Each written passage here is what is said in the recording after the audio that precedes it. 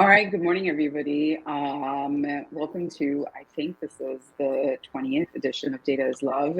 I'm really excited to have Sam here today with us. And before we get started, I want to acknowledge that a lot of us are coming into this Monday morning feeling really tired and emotionally exhausted.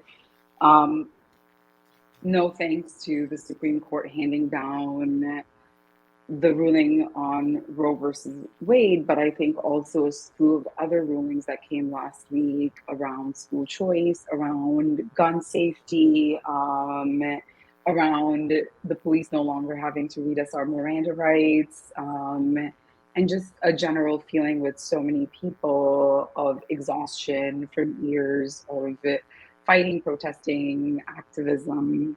So holding a lot of space for those of us that are really tired. And I think it's almost the perfect time to have a conversation with you, Sam, today about, your life, your passion, and this concept of Ikigai, because I think that we need it now more than ever before to draw those Venn diagrams and really figure out how to move forward. So welcome. Can we just start with having you share a little bit about yourself? In particular, like your journeying from being like a finance guru in this like typical Asian path to where you are today. Yeah, I love it.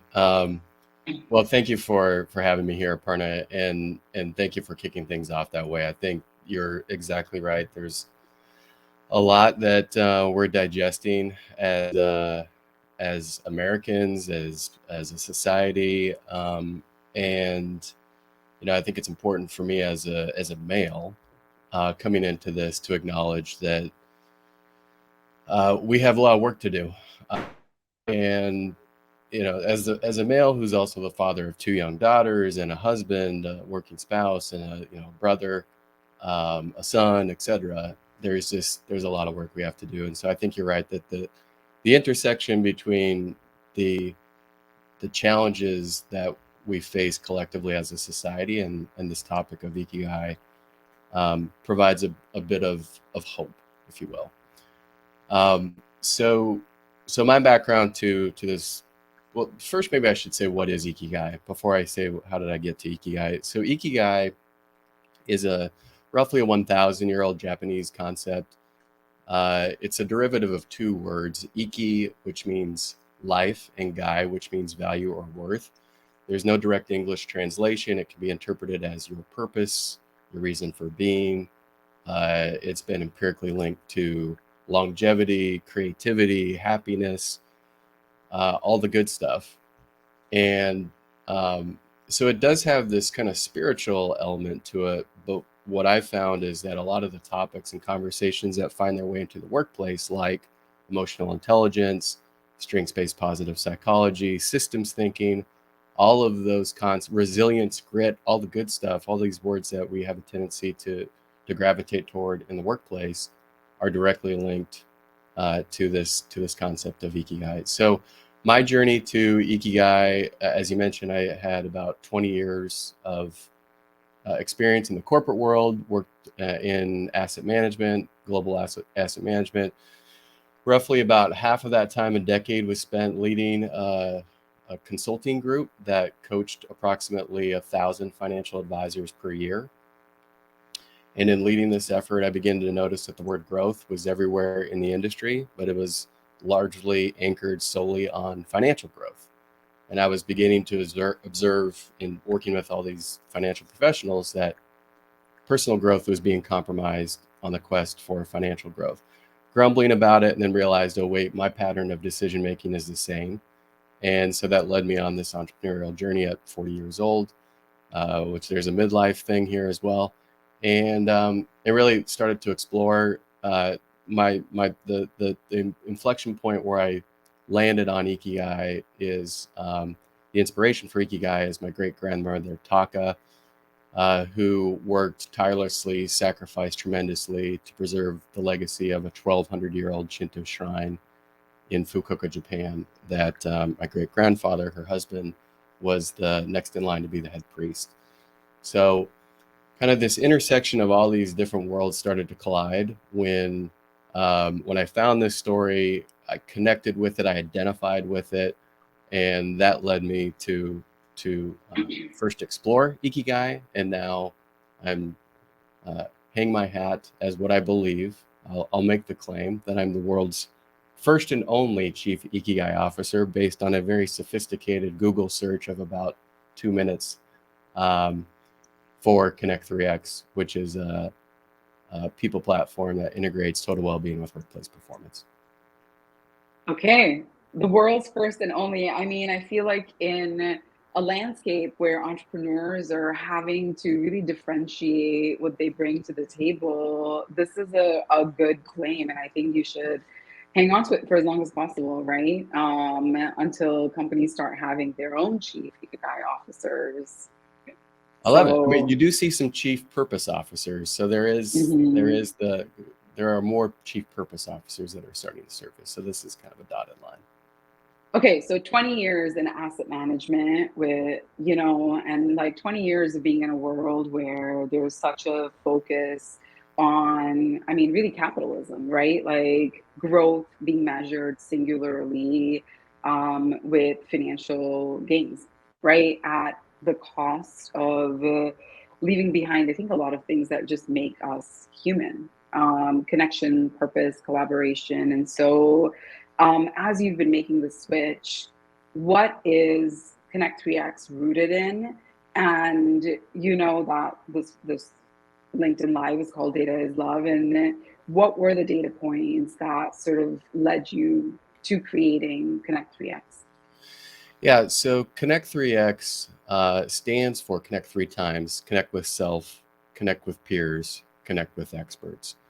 And there was some kind of key milestones. We've been largely in stealth mode for the last 9 months, launching later this summer. There were some key markers along the way that started to reinforce the need for more of a stakeholder-driven movement.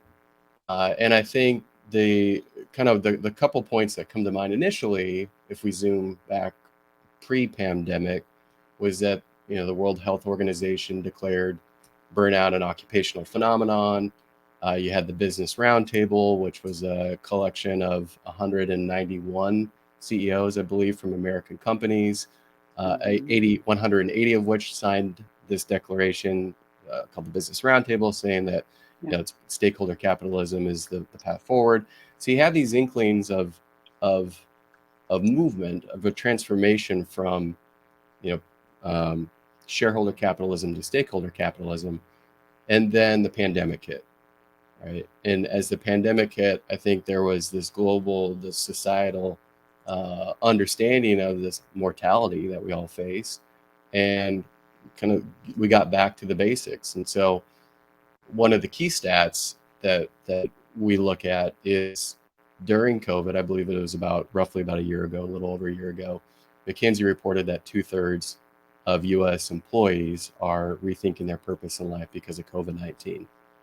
And so when I look at the conversations that were taking place pre-pandemic and the conversations that are taking place now, whatever stage that we're in, and all of the societal changes that were happening during Mhm. during the pandemic, including George Floyd, the murder of George Floyd, and the social justice movement there, the racial justice movement there. Um, Before those conversations, were really trying to convince people that work and life, the integration is important, that life plays a role in work. Now there's a distinct shift where there is a very clear understanding that life and work need to blend together harmoniously for capitalism to even succeed, let alone for businesses and employees to thrive. Yeah. So you mentioned the Business Roundtable, and like they're a pretty important body of almost 200 CEOs of major multinational corporations, and I know the pledge that you're talking about. It came out right before the pandemic in 2019, and it talks about stakeholder capitalism, but it also talks about investing in employees and going beyond just compensating people fairly, but also fostering DEI, and then creating workplaces that feel inclusive and supportive, um, as well as supporting communities, right? There were kind of like five, I think 5 or 6 pillars in that document and that pledge. Where do you think companies are today? I mean, there are lots of pledges. Where do you think companies are today in delivering on that promise of investing in employees and helping them? You said work life needs to blend together harmoniously. Where are we? Where do you think we are? I think we've started. We've got a lot of work to do. And I think just based on conversations we've had, I think you would agree. There.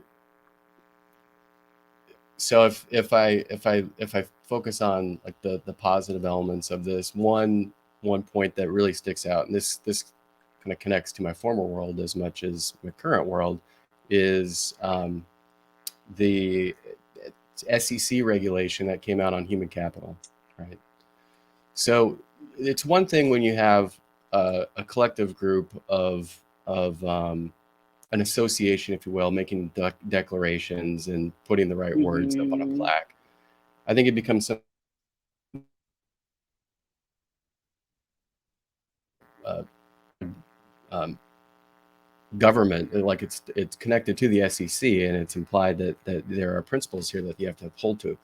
So the short version of this human capital principle that became effective in 2021 was that basically the SEC ran an audit and found that 84% of the value of the companies in the S&P 500 are represented by this thing called human capital. And the SEC was formed back in 1934, 33, 34, and it was all about investor Mm-hmm. transparency. But back then, all these companies just had physical assets. So we knew everything, how well that machine produced the widget. And you fast forward to 2015 when the audit was ran. And now, if you're an investor, you're asking this question of what kind of transparency does the investor have into human capital if that's what drives the engine of these businesses? Then you look at Mm-hmm. stats like engagement is 1 out of 3 employees are engaged. Burnout is all-time highs. You have the work-life conundrum. You have the pandemic amplifying all of this. And the SEC came out and said, from a principles perspective, companies have to start to think about what are they doing to attract, develop, and retain their employees. They've since extended that into diversity, equity, and inclusion. And so I think we've got a lot of work to do, but Mm-hmm. the building blocks are in place for transformational change. And then I think it becomes uh, a product of conversations like this and efforts like this to start to fill in the framework that has been started to be put in motion. Yeah. Short version, a lot of work to do. We've got a lot of work to do. Short version, a lot of work to do, but I think that, the SEC regulation and I think lay employees don't even know that that's in place, right? That companies are now going to be asked for sharing publicly, yeah, like metrics related to turnover, metrics related to retention, who is being hired, like promotion velocities, right? Like how quickly people move up, and that's really cool, but it has an impact only on a small number of companies, right? It doesn't have an impact, for instance, on nonprofit organizations or philanthropy or lots of places where the majority of Americans work today. Yeah, yeah, um yeah. so I think that, so where, like, so what do those companies do, right? Like, what is your sense of, I mean, the big companies have lots of rules and regulations that they have to abide by, right? But what about the vast majority? How do we connect with ourselves, our peers, and our experts? Yeah, it's a great question. I think we oftentimes like um, employment. So we'll just go super broad, whether it's nonprofit, for profit, and everything in between. I think oftentimes the signals that are taken within the marketplace have to not have to, but oftentimes come from these public companies, right? These large brand name institutions. Um, so, in many ways, if there is, well, so if we just make a really simple case study, if there's two companies, company A and company B, they're competitors, everything is equal, except company A has an organizational culture that's dedicated to inclusion and belonging and work life, and it really takes care of their employees through that experience, uh, versus the other. Now you can make, there's always been this kind of like, we know like employees are probably going to go over there versus over here, but now, Hmm. at least from an investor perspective, you've got this viewpoint that there are implications in terms of that company A is worth more than company B. Okay, so that's kind of just extending on what I just said before, to I think to bring it to your question. how does it how does that ripple effect hit other private and non-for-profit? Um, it's a good question. I mean, I think it's employees have a lot more power and negotiation these days, and so their ability to kind of have transparency into that, Yeah. will kind of learn more through conversations like this. Uh, that gives them that much more ability to negotiate and find their way to those organizations, regardless of whether they're public, private, or non-for-profit, that are treating their employees the right way and are building, probably as important, building the right type of culture that people want to be a part of. So one of the things that I hear, and I'm sure you hear this as well, is that building a culture of inclusion is really expensive, right? Because it means creating spaciousness, it means having more conversations, it means sometimes slowing things down, right? And it's also about taking care of people. So being generous, I think, with policies that help to create work-life balance. And earlier you talked about how growth in the world of finance is measured in sort of singular, like, financial gain terms, right? Like more money. um where where do we find that balance, right? Company A that's investing in inclusion and company B that's not. Company A is probably spending a lot more money on its people. So what is, you know, from, especially I think from like your financial background, what do you say to the people that are like, well, I don't have the cash on hand to make this investment? Yeah, I mean, I think they're on a short timeline. Um, I don't A record-setting number of people resigned last year, and I don't think that trend is going away anytime soon. I think that connects to that two-thirds of U.S. based employees are rethinking their purpose. Like there were all these components that were leading into this before, that um, that was ripe for change. And I think you have I really think it comes down to leadership, right? So if leadership understands uh, the implications of, or the opportunity, I should say, the opportunity of building the right type of organizational culture, and is willing to invest Mm, not only time, but also, or not only budget, but also time. Because I yeah. think employees within the organization are oftentimes looking up at leadership and asking, okay, well, maybe leadership has invested some money, but is leadership actually demonstrating the principles that they're telling us to demonstrate? So these are these guiding Hmm. principles and these values, but do they actually connect with Yeah. how they're representing within their organization? So I, I think it's about sustainability, right? If the business wants to be sustainable, um, every employee that you lose has a cost to it. There's a cost to attract the next one and develop that next one.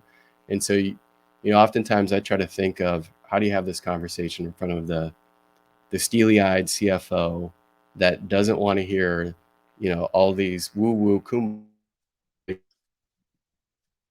hear the financial metrics, and when you can give them Yeah. those financial it opens up a conversation that needs to be had for business success of the employee and experience, etc. Oh, the steely-eyed CFO. Okay, so in Building Connect 3X, what are you telling the steely-eyed? I mean, when you say that, I really picture blue steel. That's really where my mind goes, like a very handsome white man. Yeah, so, Yeah, and that might actually be the profile for a lot of CFOs. We know that C-suite leaders are largely white yeah, men. So okay, so this might make sense. Yeah, yeah. what would you say to them as you're sharing with them the vision for Connect 3X? I know it's in stealth mode, about the value, the ROI even, of embedding well-being into the cadence of business. Yeah. Um, so I would come back to that replacement cost. Right? Retention is Yeah. something that you can measure, and there is a cost associated with losing an employee, let alone a um, let alone an employee that is well. So if I come back to just the basic Gallup stats, 1/3 of employees are engaged. On the other Mm-hmm. end of the spectrum is about, I believe it's about 15 to 16% of employees are actively disengaged, meaning they're showing up Mm-hmm. at work and they're actually their actions are leading the organization backwards. And they're kind of in some sense they're coming in with that intention.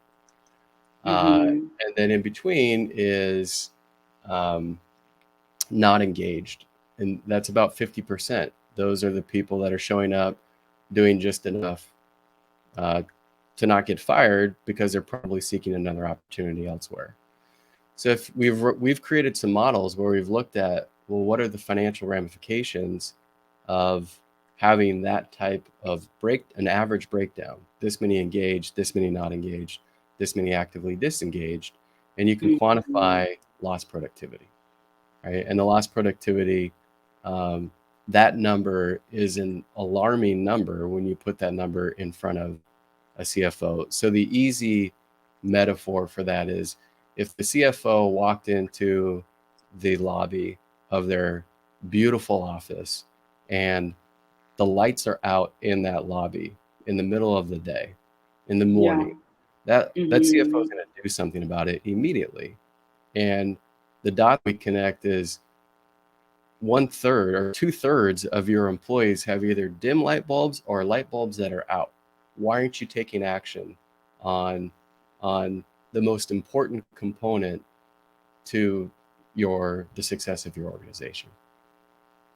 And when you talk about productivity, I'm assuming, and correct me if I'm wrong, you're not saying we need to put in more time, we need to do more hours at our job, right? That's not what you're talking about when you talk about productivity. Exact opposite, right? The exact opposite. I mean, it's exactly how you kick things off. It's making space and allowing people the time to just pause, right? So a lot of Mm-hmm. our efforts are focused on embedding well-being into the cadence of business. Because Yeah. what we've observed is that if an employee has to go and find something outside of their focus, uh, that takes extra energy. Let alone understanding how that thing can help me improve whatever metric I want to improve, Yeah. well-being, professional development, whatever it is. Um, so we focus on embedding it into the cadence, which is from an organizational perspective, from a leadership perspective, it's a good middle ground between we're going to carve out space in the company's time so that that Mm-hmm. employee has the ability to improve well-being by making space and connecting to these 6 dimensions of well-being. Ooh, I want to know more about the 6 dimensions of well-being, but before that, Um, I've been testing kind of poorly, like a 4-day work week. Mm-hmm. It's like an experiment of one, and it's an effort to like free up my Fridays to do things that, bring me joy. And sometimes that's like just laundry and chores. And sometimes it's like going on a friend date or a walk or a hike. And one of the things that I've noticed is how I use my time has gotten way better. And I've been doing this for maybe I'm so much more focused in my day and not dilly dallying and not doing other things because I know that on Friday I'm gonna go on like a 4 hour hike and I have to get a certain quantity of work done, and get better at sort of planning the next week or the next 2 weeks out. And I feel like I'm just almost as productive as I've been sometimes when I've worked 6 days a week. It's been kind of cool. I feel like our world can get there. But okay, tell us about the I six hope so. Well, dimensions. so no, I'd like so you. How long have you been doing that? 3 weeks? 4 weeks? 4 weeks? Yeah, And are you feeling like it's something that you're going to commit to? I mean, like try to sustain. Maybe that's a better question. I think that I mean, here's kind of where I am, right? And it connects to well-being and it connects to purpose. Is what I can practice how you really well this, right? And I get time when my work is slower, somebody who's being responsible for making payroll. Um, I have to work on Friday or on a weekend, and um, that's just the thing that I haven't put my head around is yeah, I would commit to it if growth wasn't on the table.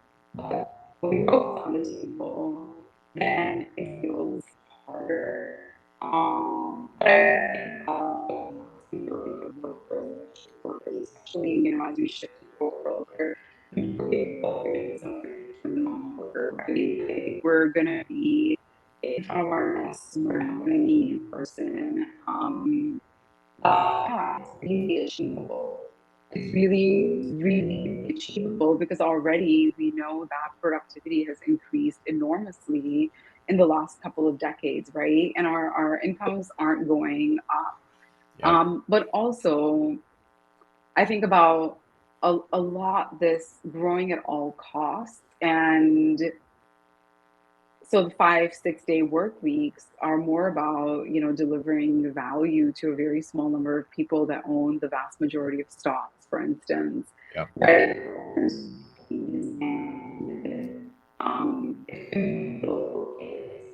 if everything has to protect that. And but according to the virtual days, um, it shows that most people into 3 4 hours for a day. That would be our test. Yeah. Yeah. So I want to mention something um, connected to Ikigai. Whenever I have the opportunity, I always bring this forward because it ties directly into what you're saying right here. So if you Google Ikigai, you're going to see a four-circle Venn diagram, and that's actually not. I think that does more harm than good. It's not the the actual representation of Ikigai because of the circle that's down on the bottom. So the fourth circle Venn diagram is what do you love to do? What does the world need? Um, what are you good at? And then what can you get paid to do? And this paid to do creates some problems in terms of connecting my purpose and my reason for being in this world to a dollar sign. And so every time I see that four circle Venn diagram, uh, I encourage everyone to look at it and say, okay, that's interesting. It's pretty. It's beautiful. Great design qualities, but it's a case of just good design gone bad because it effectively links your purpose with uh, with getting paid. And so the 6 dimensions of well-being, your professional dimension is one of the dimensions, but the other 5 are social, physical, intellectual, emotional, and spiritual. And so that gives the human being the ability to say, I'm thriving in these other areas, these other dimensions of life, and professional is okay. Maybe it's not great, but maybe it's okay in terms of what I'm doing, but it enables an opportunity for me to find fulfillment in these other 5 areas.